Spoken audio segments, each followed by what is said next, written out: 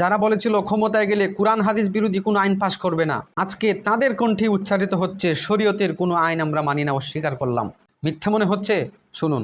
আর শরিয়া আইনের ব্যাপারে ওটাও বলেছে কিন্তু যে আমরা শরিয়া আইনে বিশ্বাস করি না।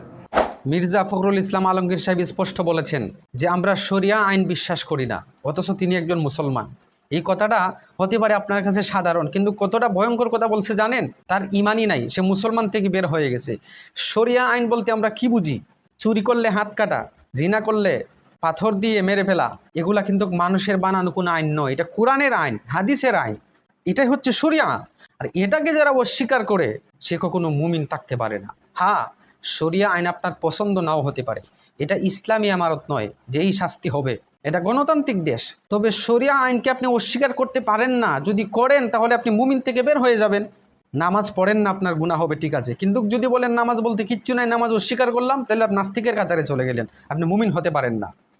তাহলে ইসলাম বিরোধী বহু কথা তাদের মুখ থেকে আমরা শুনেছি। আবার ওরাই আজকে সাধু বেশে বলে যে কোরআন হাদিস বিরোধী কোন আইন পাশ করতে দিবে না তারা, অথচ আগ থেকেই তারা অস্বীকার করে ফেলতেছে। তারা হচ্ছে শয়তানের বেশে দরবেশ। ওরা আমাদেরকে একদিকে লোভনীয় অফার দেয়, এটাকে বলে ধর্ম ব্যবসা। টুপি পাঞ্জিবি লাগাই আইসা বলে কি কোরআন হাদিসের বিরুদ্ধে আইন পাশ করতে দেওয়া হবে না, কিন্তু আরেক কণ্ঠে বলে কোরআন হাদিস অস্বীকার করে ফেলে। মৌলবাদ উৎখাত করো। মৌলবাদ বলতে কাদেরকে বুঝাও? মূল মানে কোরআন, মূল মানে হাদিস। এই দেশে যারা ধর্মপ্রাণ মুসলমান, যারা কোরআন বিশ্বাস করে, যারা হাদিস বিশ্বাস করে, যারা পরকাল বিশ্বাস করে, প্রতিটা মানুষ হচ্ছে মৌলবাদী। মৌলবাদী শুধু আমরা দাড়িওয়ালা টুপিওয়ালা নয়, যারা আল্লাহকে বিশ্বাস করে তারাই মৌলবাদী। তাইলে এই দেশে 92% মুসলমান, প্রত্যেকদেরকে আপনি মৌলবাদী বলছেন। কাকে গালি দিচ্ছেন? কাদের ভোটে নির্বাচিত হয়ে ক্ষমতায় যেতে চান আর কাদেরকে গালি দেন?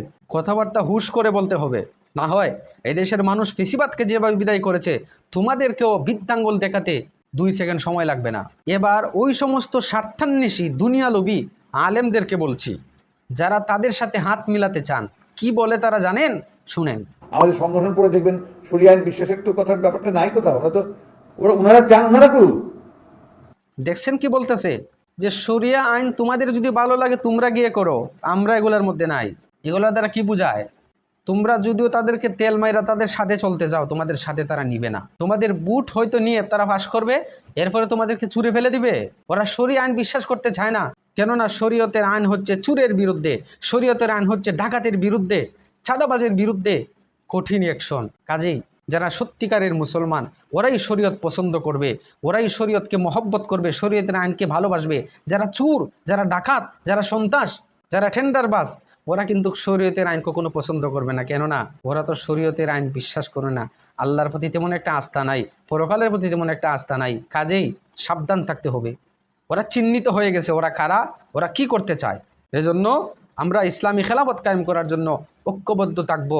আপনি যদি ইসলামী খেলাফত কায়েম করার জন্য, শরিয়া আইন বাস্তবায়ন করার জন্য একজন আলেমকে ভোট দেন, তার মানে ইসলামকে আপনি সাহায্য করলেন, ইসলামকে শক্তিশালী করার জন্য চেষ্টা করলেন। এর প্রতিদান আপনি দুনিয়াতেও পাবেন, আখিরাতেও পাবেন। তাই ভিডিওটি শেয়ার করে দিবেন। দেশের মানুষ এখন খুব সতর্ক, কারা সত্য বলে, কারা মিথ্যা বলে, কারা চাপাবাজ, কারা দেশের কল্যাণকামী, কারা দেশের অকল্যাণকামী, এটা কিন্তু ভালো করে বুঝে। ভিডিওটি শেয়ার করে দিবেন। আসসালামু আলাইকুম ওয়া রাহমাতুল্লাহ।